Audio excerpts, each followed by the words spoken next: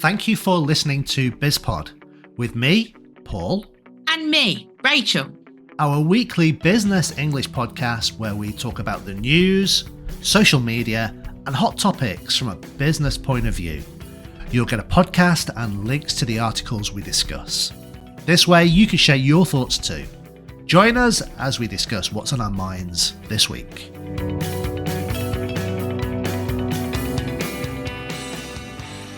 Paul, I've got a very serious question to ask you this week. Okay, go on. Do you think Brinkley, our lovely, adorable 13-year-old dog, would eat us if we died? Probably not, to be honest. It depends how you died. Okay. But I would say probably not. I'd like to think that maybe if he was a little bit peckish, he would have a nibble of a toe or a hand.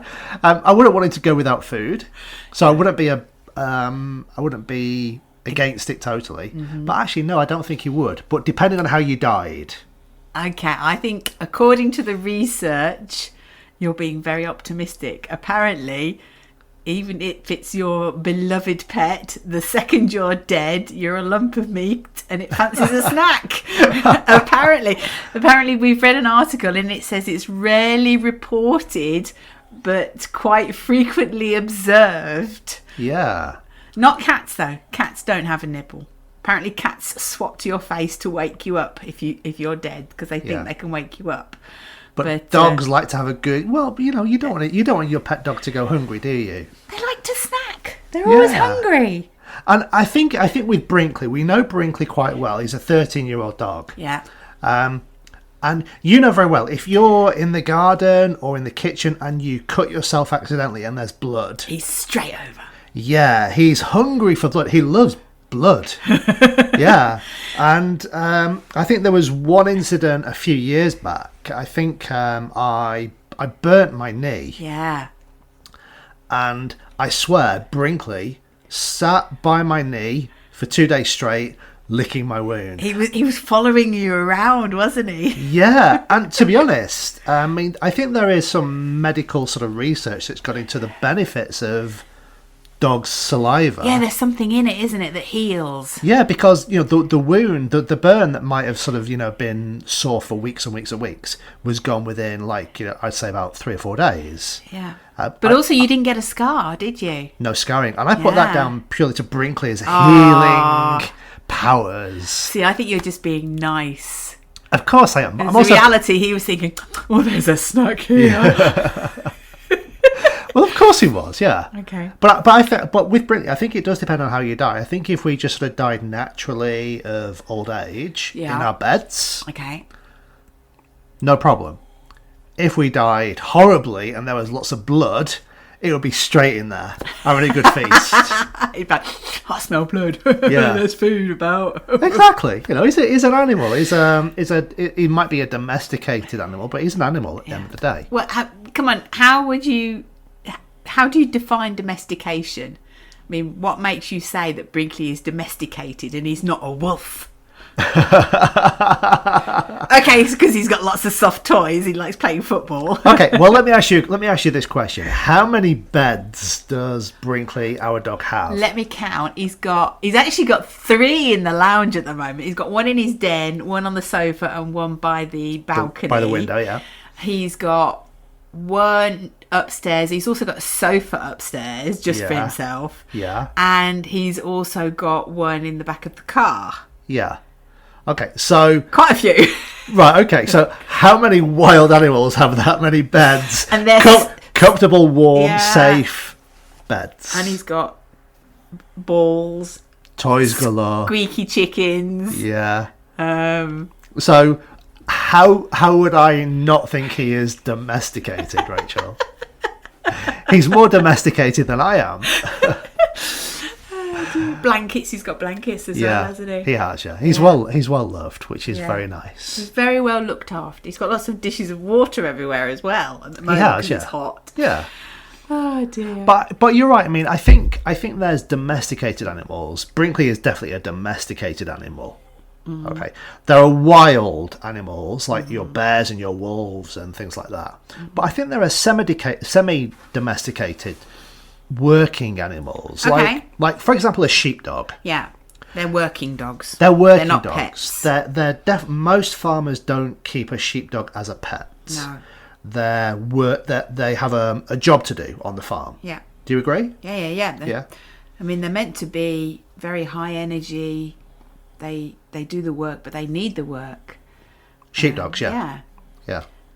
I think a sheepdog. Well, here's a question. So sheepdogs are trained to herd the sheep. Yeah. Do you think a sheepdog would ever attack a sheep to eat it? Depends if it was starving. No, I don't think it would, because they're disciplined. They're very Yeah. well disciplined. Now, let's go back to Brinkley. Let's talk discipline then. Okay. Is Brinkley, he may be domesticated. But is he disciplined?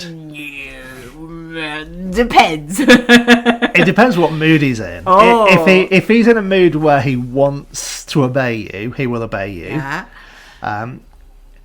He is getting to that sort of age where, he's getting on in life. He's getting cantankerous. He's 13. He does what he wants to do, and nobody's Yeah. going to argue with him. Yeah. That's how you're getting as you get older, Paul? It's how I've always been, to be honest. But I think aging with animals, it's the same as aging with humans. They change. He is an older dog. He doesn't always want to do the things that we want him to do. And sometimes he just looks at you and says, No, I'm not doing that. It's a bit more confident and he's a bit more determined, isn't he?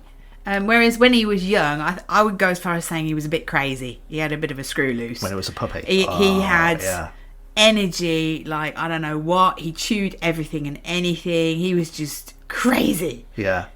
But you give him a biscuit today, what's he like? Oh, he'll do anything. Anything. Piece of food, he will sit, he will stay. You can balance. We've actually got a photo with 2 pretzels, haven't we? One on each paw. Yeah. And he's just looking at you and he's not eating them because he will not eat them until you tell him to. He'll drool. Yeah. But he won't eat them. In fact, he won't eat them until you tell him to. If I tell him, he's like, no, Master's not told me. I can't do it. That's true, yeah. Yeah, so for food, he's super obedient. Super obedient, super disciplined. Yeah. I think, you don't want him, we don't need or want Brinkley, our pet house dog, to be as disciplined as a working dog. No, I want him to have character. I want to know when he's happy, when he wants something. Yeah. He lets us know when he wants to go out. He lets us know when he wants to go to bed. He stares at us. He lets us know when he's hungry as well. Yeah. He's very good at telling the time. He gets his 4 o'clock dinner. and 6 o'clock. Yeah, he gets his dinner at the same time every day, and he knows what time it is. 10 minutes to the hour, and he's sat there staring at you. Yeah, and do you know what I've noticed as well? Do you know, obviously because during the summer and the winter months, the time change, the clock goes spring forward and fall back. He still knows. He still knows when it's 4 o'clock. Yeah. Doesn't he? Even when the clocks have changed, he knows when it's 4 o'clock. Brinkley, the time-telling dog. Yeah. Yeah. He knows when it's dinner time. And he hasn't got a watch. Yeah, I know. But he says, oh, I'm hungry. It must be dinner time. It must be 4 o'clock. Oh, it must be 6 o'clock. Anyway, pets. Yeah. Dogs, cats, squirrels. Would a budgie have a peck at you if you were dead? Rabbits. Oh, rabbits would. Rabbits are evil. Yeah, but rabbits don't eat meat, though, do they? They're vegetarians. Chickens eat meat. If you give chickens a slug or something, oh my God, all hell breaks loose. Yeah, chickens would have your eyes out, definitely. Yeah. Luckily, most people don't keep chickens as pets. Yeah. They're sort of, semi-domesticated animals. We used to have hens and chickens. Chickens to eat, hens for the eggs. And they both sets loved mashed potato and cherry tomatoes. My God, anything red they went crazy for. Yeah. But if they caught their eye on a slug or a snail or a little insect, oh my gosh, they were fighting over it. Yeah, they were. They loved them. Yeah. Whether it was male or female, it was awful. Yeah. Anyway. So would your dog eat you if you died? There's only one way to find out. No. Okay, Brinky, don't eat Master. You can eat me, because if I'm dead, I'm not here, and I don't care. but don't eat Master. Okay. Because Master's got to look after you. Yeah. If I'm dead. Who's going to look after me if you're dead? Yeah, look after yourself. Okay, fair Don't enough. make your own cup of tea. Yeah. Let's leave it there then, shall we? Okay. Bye. Thanks for listening. We hope you liked our podcast. And please don't forget to subscribe and stay connected with us. Until next time, goodbye.